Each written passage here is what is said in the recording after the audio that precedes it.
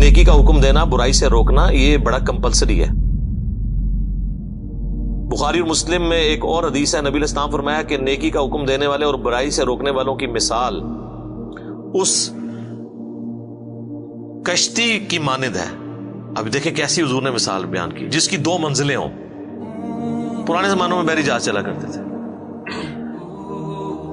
اس کشتی کی 2 منزلیں ہوں، اوپر والی منزل کے لوگ جو ہیں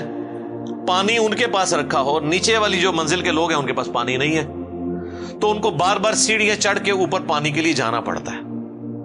کچھ دنوں کے بعد انہوں نے یہ مشورہ کیا کہ یار یہ بار بار جو ہم اوپر جو جاتے ہیں اپنی کشتی میں سوراخ کیوں نہ کر لیں، نیچے سے پانی نکال لیں دریا کا، تو تمہیں پتہ ہے جو ایک کرے گا تو پھر ہوئے گا کہ حضور علیہ السلام نے فرمایا اب جو اوپر والی منزل کے لوگ ہیں جب ان کو یہ بات پتہ چلے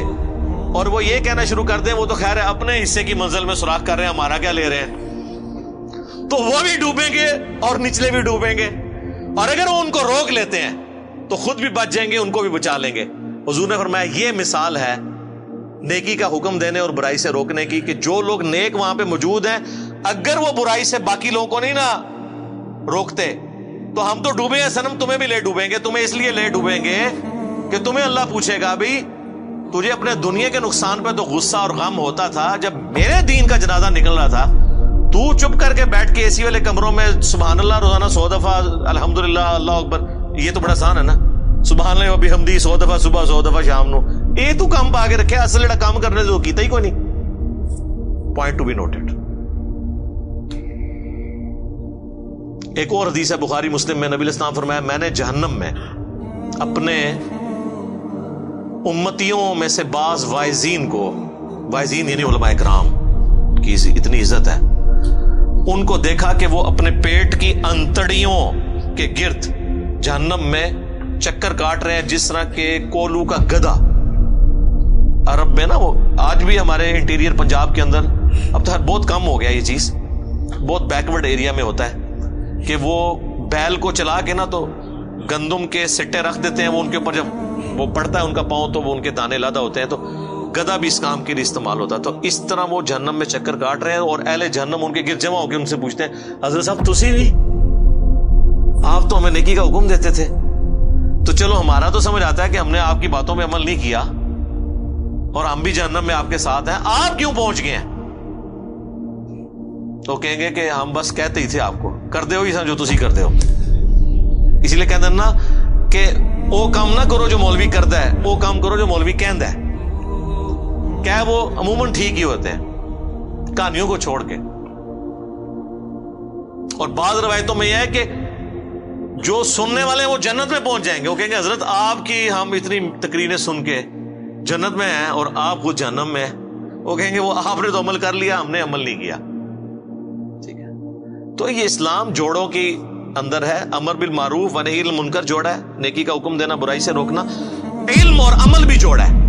خالی علم نو چٹنا ہے اگر عمل نہیں کیا، اور خالی عمل کا کیا کرنا ہے اگر وہ علم کی بنیاد پہ نہیں ہے کہ جو طریقہ نبی علیہ السلام نے بتایا تھا اس کے بغیر آپ عمل کرتے رہے تو وہ عاملۃ ناصبہ، عمل کر کر کے تھک جائیں، جتنا مرضی ٹکریں مارتے رہے، بغیر وضو کے آپ نماز پڑھتے رہے، نماز تو کوئی نہیں ہونی جب تک آپ کو طہارت کے مسائل نہیں پتا ہوں گے، نماز کا طریقہ نہیں پتا ہوگا۔ تو یہ پیرلل میں دونوں چیزیں کمپلسری کمپلیمنٹری جڑی ہوئی ہیں۔ تو امر بالمعروف و نہی عن المنکر اس اعتبار سے بہت ہی امپورٹنٹ ہے۔ ایک اور حدیث ہے بڑی زبردست جامعہ ترمذی کے اندر کہ سیدنا ابوبکر صدیق رضی اللہ تعالیٰ عنہ نے یہ آیت تلاوت کی، یا ایھا الذین آمنوا علیکم انفسکم لا یضرکم من ضل اذا اہتدیتم، اے ایمان والو تم اپنی جان کی فکر کرو، تمہیں کوئی نقصان نہیں پہنچا سکے گا جو خود گمراہی پر ہے، تم اپنا کام سیدھا رکھو۔ اور حضرت ابوبکر نے کہا کہ تم یہ آیت پڑھ کے یہ سمجھتے ہو کہ تم خود نیکی کا کام کرتے رہو، جو برائی کرتے ہیں ان کا وبال تم پہ نہیں پڑے گا، تو یہ مطلب نہ لینا اس آیت کا، کیونکہ میں نے خود رسول اللہ سے سنا تھا کہ اگر کہیں پہ لوگ موجود ہوں اور وہ برائی کو دیکھتے ہوں اور برائی کو روکنے کی کوشش نہ کریں تو عنقریب اللہ ان سب پہ عذاب بھیج دے گا، اور وہ دعا کریں گے ان کی دعائیں بھی قبول نہیں ہوگی، یعنی نیکوں کو بھی رگڑا لگ جائے گا۔ پھر اس آیت کا کیا مطلب ہے کیا ایمان والو تمہیں گمراہ کی گمراہی نقصان نہیں پہنچائے گی اگر تم ہدایت پہ ہو؟ مراد یہ ہے ہدایت پہ کون ہوگا؟ جو نبیوں کے طریقے پہ ہوگا. ہدایت پہ یہ ہے کہ آپ خود بھی سیدھے راستے پہ چل رہے ہیں اور لوگوں کو نیکی کا کہہ رہے ہیں، تو اب آپ ہیں ہدایت پہ. آپ کی دعوت کے باوجود کوئی برائی پہ چل رہا ہے نا، تو اب اس کا برائی پہ چلنا آپ کو نقصان نہیں پہنچائے گا. ہاں اگر آپ خود نیک عمل کر رہے ہیں، کسی کو روک نہیں رہے ہیں، تو اب اس کی برائی کا وبال بھی آپ پہ آ جائے گا. تو دیکھیں صحابہ کرام جو ہے نا، وہ کس طرح حضرت ابوبکر نے خطبہ دے کے کہا کہ ایسا غلط مطلب نہیں جائے لے لینا کہ جی بس میں سیدھا بس ٹھیک ہے، باقی جان جدھر مرضی، میرا کیا لینا دینا. یہ اس صورت میں ہوگا جب آپ ان تک بھی بات پہنچا دیں اور پھر بھی وہ نہ مانے، پھر ٹھیک ہے، آپ کو کوئی نقصان نہیں ہوگا ان کی وجہ سے، ورنہ رگڑا لگ جائے گا. خیر اس کے اوپر میں کئی ایک احادیث بیان کر سکتا ہوں. To cut the story short, یہ کامیابی کے لیے امر بالمعروف و نہی عن المنکر بھی ضروری ہے، اور یہی وہ خوبی ہے جو ہمیں نبی علیہ السلام کی وجہ سے ملی، ختم نبوت کی وجہ سے، اور وہ اس لیے کہ پوری کائنات کے لیے آپ کو پیغمبر بنا کے بھیجا گیا.